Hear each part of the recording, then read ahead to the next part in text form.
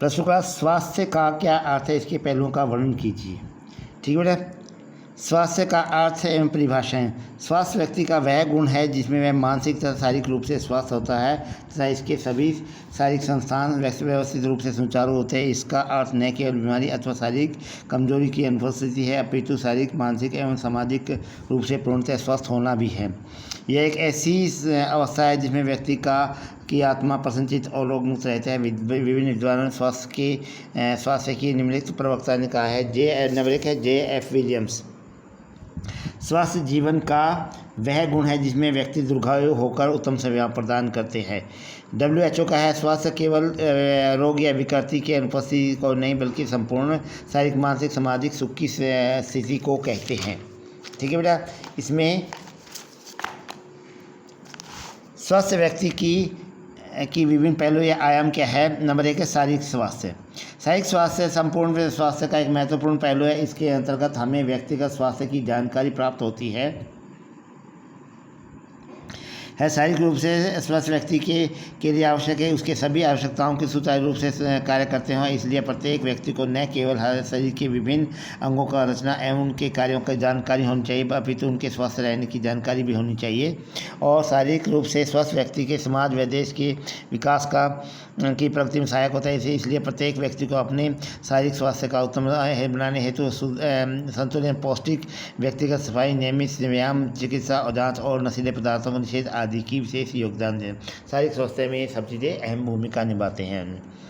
दूसरा बेटा आपका मानसिक स्वास्थ्य। मानसिक या बौद्धिक स्वास्थ्य के बिना सभी स्वास्थ्य के अधूरे हैं, क्योंकि स्वास्थ्य का संबंध भी मन की प्रसन्नता से है, शांति है, अर्थात इसका संबंध तनाव व दबाव मुक्ति से। यदि व्यक्ति का मन चिंतित है तो अशांत रहेगा तो उसका कोई भी विकास पूर्ण नहीं होना चाहिए। मतलब कोई भी है किसी भी तरह का मानसिक दबाव नहीं रखना चाहिए बेटा। आधुनिक युग में मानव जीवन का इतना व्यस्त हो गया है कि उसका जीवन तनाव, दबाव एवं चिंताओं से घिरा रहता है, परंतु इन व्यक्तियों को मानसिक स्वास्थ्य का उत्तम होता है। वे आधुनिक संदर्भ में भी चिंतामुक्त अनुभव करते हैं। मानसिक स्वास्थ्य से व्यक्ति के बौद्धिक विकास और जीवन के अनुभवों को सीखने की अक्षमता होती है। लेकिन मानसिक अस्वस्थता के कारण न केवल मानसिक रोग हो जाते बल्कि स्वास्थ्य से भी गिर जाता है, क्योंकि शरीर की कार्यकुशलता में कमी आ जाती है। इसलिए व्यक्ति को अपने मानसिक स्वास्थ्य को बनाए रखने के लिए तनाव से दूर होना चाहिए, कुछ विश्राम करना चाहिए, सकारात्मक सोच रखनी चाहिए। नंबर 3 है बेटा आपका सामाजिक स्वास्थ्य। सामाजिक स्वास्थ्य भी स्वास्थ्य का एक महत्वपूर्ण अंग है। यह एक व्यक्ति को सामाजिक सुरक्षा पर निर्भर करता है। यह व्यक्ति में संतोषजनक व्यक्तिगत संबंधों की अक्षमता में भी वृद्धि करते हैं। व्यक्ति सामाजिक प्राणी होने के नाते समाज के नियमों, मान मर्यादाओं आदि का पालन करता है। यदि एक व्यक्ति अपने परिवार और समाज के अपने कर्तव्यों के प्रति सचेत रहता है तो उसका सामाजिक रूप से स्वस्थ व्यक्ति कहा जाता है।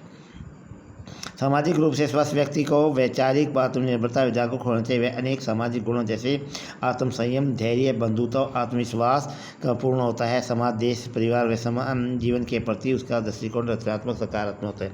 ये जो है बेटा आत्मसंयम, धैर्य, बंधुत्व, आत्मविश्वास, ये समाज के एक आधार स्तंभ है। ठीक है बेटा।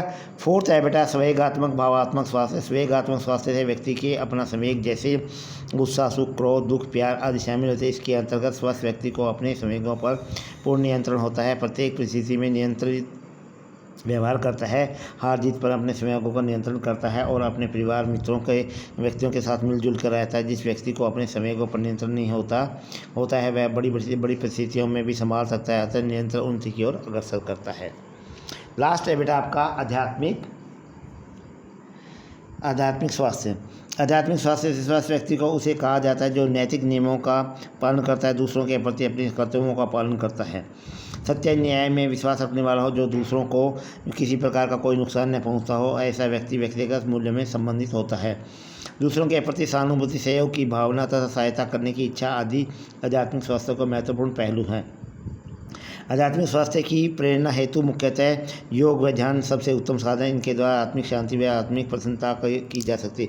आध्यात्मिक बेटा जिसको गुस्सा ज़्यादा आता हो, जो चिंता ज़्यादा करता हो, जिसका पढ़ाई में मन ना लगता हो, उन सबको योगा का आध्यात्मिक संग पर अपनाना चाहिए। योग व ध्यान सबसे उत्तम साधन है। हर चीज़ एक शांति, आंतरिक शांति प्राप्त होती है बेटा उससे। ठीक है बेटा, आपका क्वेश्चन पूरा हो गया है प्लस 2 क्लास। क्वेश्चन क्या था बेटा? स्वास्थ्य का क्या अर्थ है कि इसके पहलुओं का वर्णन कीजिए। स्वास्थ्य की अवधारणा से आप क्या समझे, इसके आयामों का वर्णन कीजिए। ठीक है बेटा। Thank you.